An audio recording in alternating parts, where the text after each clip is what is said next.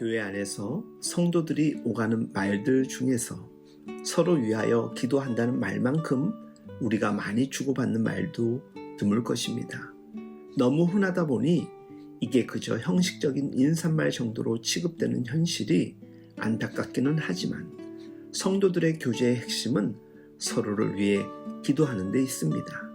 이것은 교회에 주어진 놀라운 하나님의 선물이고 축복입니다. 이 교제의 축복을 가장 구체적으로 실감할 수 있는 경우가 언제일까요? 사람이 아플 때 혼자 있다는 것만큼 서럽고 힘든 고통이 없습니다. 인생이 이 땅에 살면서 겪는 가장 심각한 어려움은 사실 어떤 육체적인 질병 자체가 아닐 수 있습니다. 사람이 힘들고 어려울 때 그 고통을 더욱 크게 느끼게 되는 것은 사실 그 고통 속에 홀로 서 있는 느낌 때문 아닐까요? 즉 소외감입니다. 결국 고통 가운데 있을 때 인생은 철저히 혼자라는 사실을 절감하게 됩니다. 주님께서는 우리로 하여금 이 땅에 사는 동안 이 소외로부터 벗어날 새로운 삶의 장을 마련해 주셨습니다. 그것이 주님의 피로 세우신 그리스도의 공동체 바로 교회입니다. 너희 중에 병든 자가 있느냐? 그는 교회의 장로들을 청할 것이요 그들은 주의 이름으로 기름을 바르며 그를 위하여 기도하였지니라. 그러므로 너희 죄를 서로 고백하며 병이 낫기를 위하여 서로 기도하라. 의인의 간구는 역사하는 힘이 큼이니라. 신학적으로 교회가 무엇이냐를 정의하는 가장 전통적이고 함축적인 용어가 라틴어로 코뮤니오 상투럼, 즉 성도들의 교제, 교통입니다.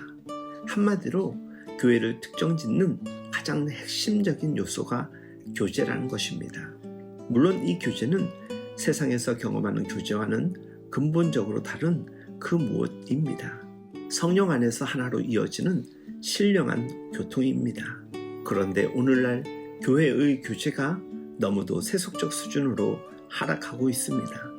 단순한 사교적 활동 정도로 이해하고 있습니다. 성도의 교제는 활동이라기보다는 서로의 관계입니다. 성령으로 연합된 관계이지요. 그러나 오늘날 교회의 교제는 너무도 피상적이고 외교적입니다.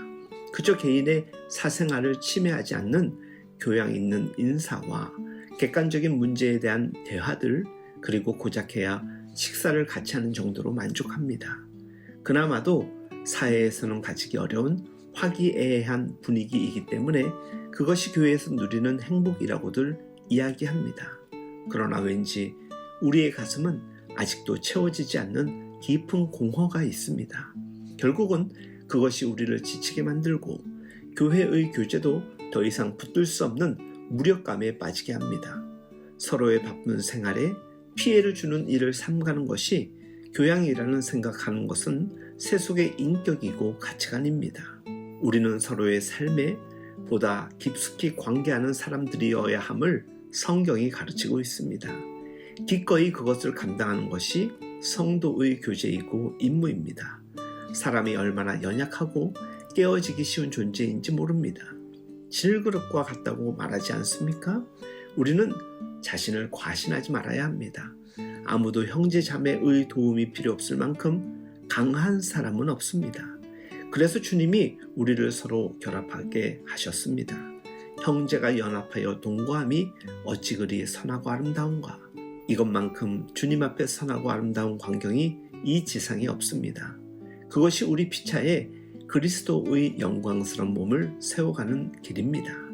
이 교제가 깨어지면 교회는 아무것도 아닙니다.